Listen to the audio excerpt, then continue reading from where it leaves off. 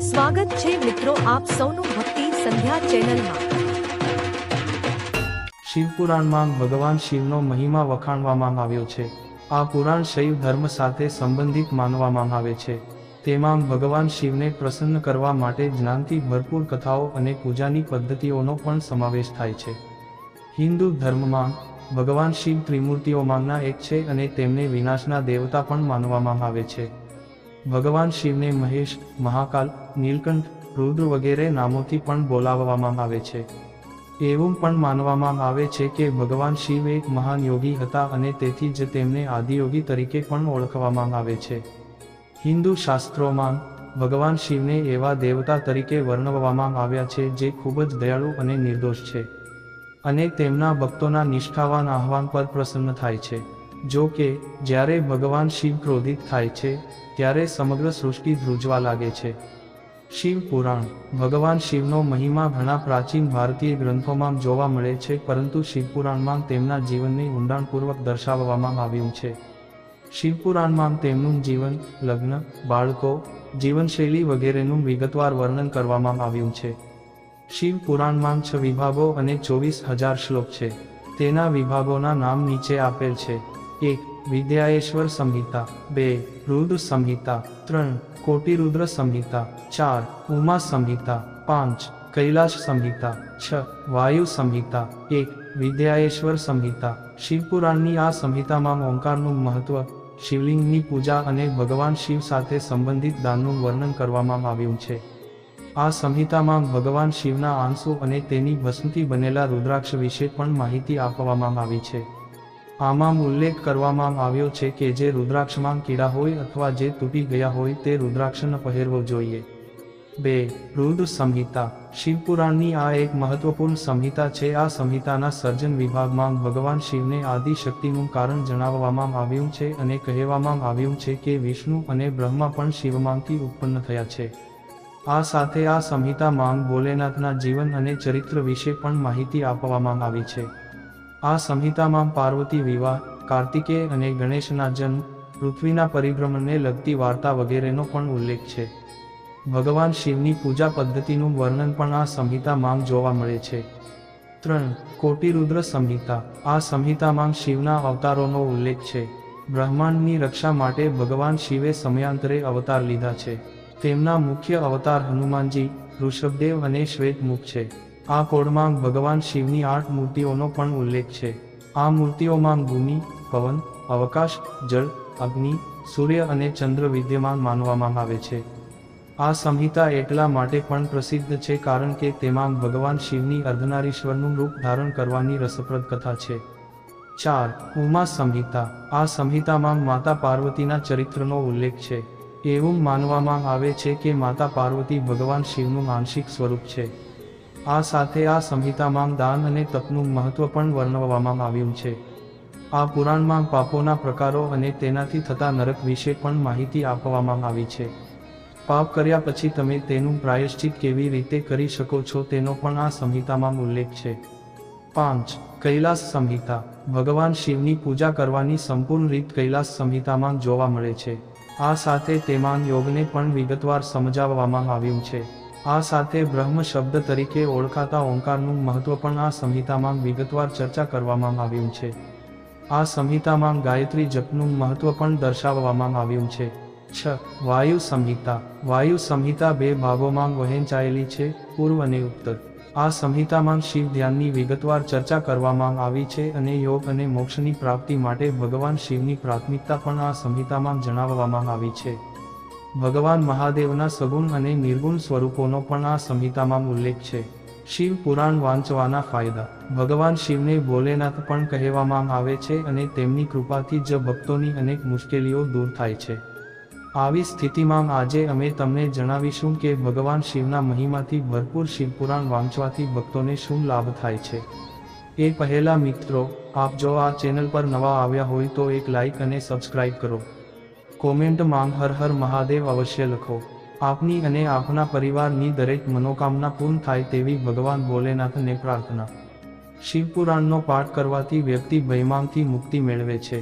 આ પુરાણનો પાઠ કરવાથી વ્યક્તિને આનંદ અને મોક્ષ બંનેની પ્રાપ્તિ થાય છે. જો તમે તમારા પાપોમાંથી મુક્તિ મેળવવા માંગતા હોવ તો શિવપુરાણનો પાઠ કરવો સૌથી વધુ ફાયદાકારક છે. સાવન મહિનામાં શિવપુરાણનો પાઠ કરવાથી જીવનના તમામ દુઃખમાંથી મુક્તિ મળે છે. શિવપુરાણનો પાઠ કરવાથી વ્યક્તિને મૃત્યુનો ભય નથી રહેતો અને મૃત્યુ પછી શિવના લોકો આવી વ્યક્તિને લેવા આવે છે. માનસિક શાંતિ મેળવવા માટે શિવપુરાણનો પાઠ પણ કરવામાં આવે છે. શિવપુરાણ પૂજા પદ્ધતિ. શિવપુરાણનો પાઠ કરતા પહેલા અને ભગવાન શિવની પૂજા કરતા પહેલા તમારે તમારા રોજના કામકાજ બંધ કરીને શુદ્ધ પાણીથી સ્નાન કરવું જોઈએ. આ પછી પૂજા સ્થાન પર ભગવાન શિવ અને પાર્વતીની સાથે નંદીની તસવીર અથવા મૂર્તિ સ્થાપિત કરવી જોઈએ.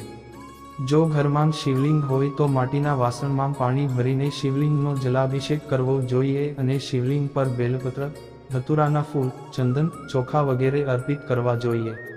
આ પછી શુદ્ધ મનથી શિવપુરાણનો પાઠ કરવો જોઈએ અને રાત્રે જાગરણ કરવું જોઈએ. જો મહાશિવરાત્રિના દિવસે શિવપુરાણનો પાઠ કરવામાં આવે તો વ્યક્તિને અનેક સમસ્યાઓમાંથી મુક્તિ મળે છે. શિવ મહાપુરાણનો પાઠ કરતી વખતે આ વાતોનું ધ્યાન રાખો. શિવપુરાણનો પાઠ કરતા પહેલા તમારે કેટલીક સાવચેતી રાખવાની છે જેના વિશે આજે અમે તમને જણાવીશું.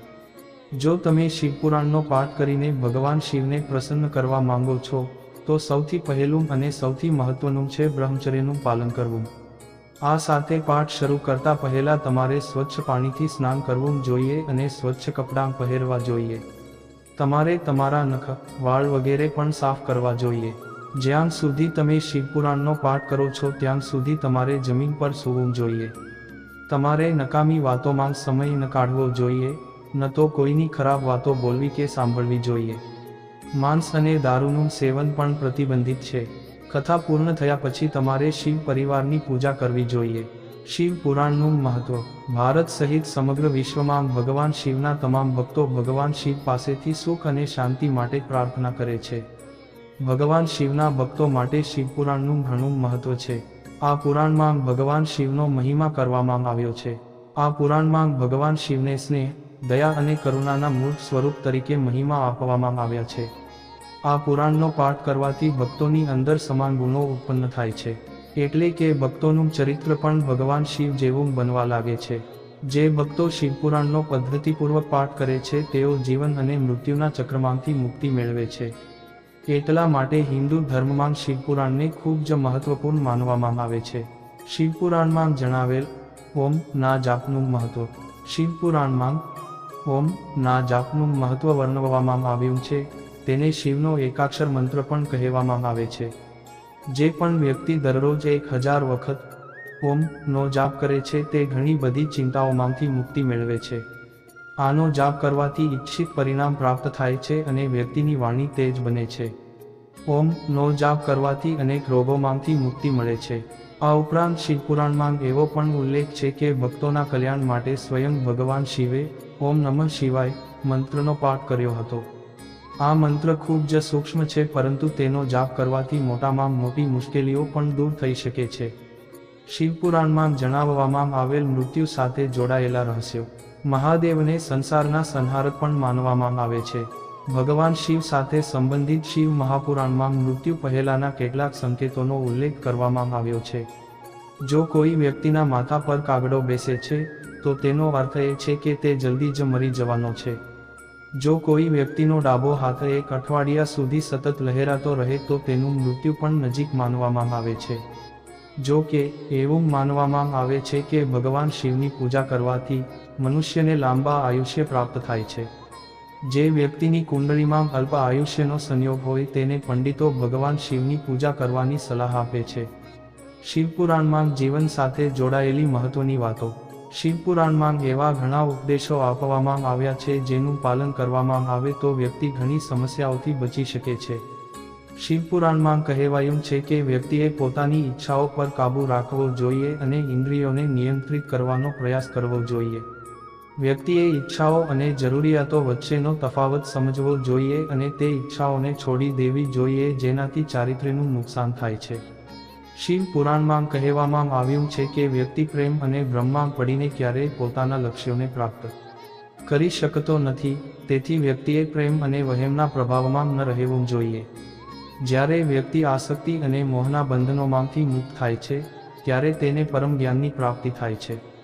શિવપુરાણમાં પણ ચારિત્ર્ય પર નિયંત્રણ રાખવાનું શીખવવામાં આવ્યું છે. તે એ પણ જણાવે છે કે વ્યક્તિએ તેના વિચારો, શબ્દો અને કાર્યો દ્વારા કોઈને દુઃખ પહોંચાડવું જોઈએ નહીં.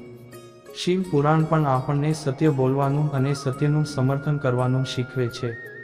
શિવપુરાણ અનુસાર જ્યારે માતા પાર્વતી ભગવાન શિવને પૂછે છે કે સૌથી મોટો ધર્મ કયો છે, ત્યારે ભગવાન શિવ કહે છે કે સત્યનું સમર્થન કરવું એ સૌથી મોટો ધર્મ છે.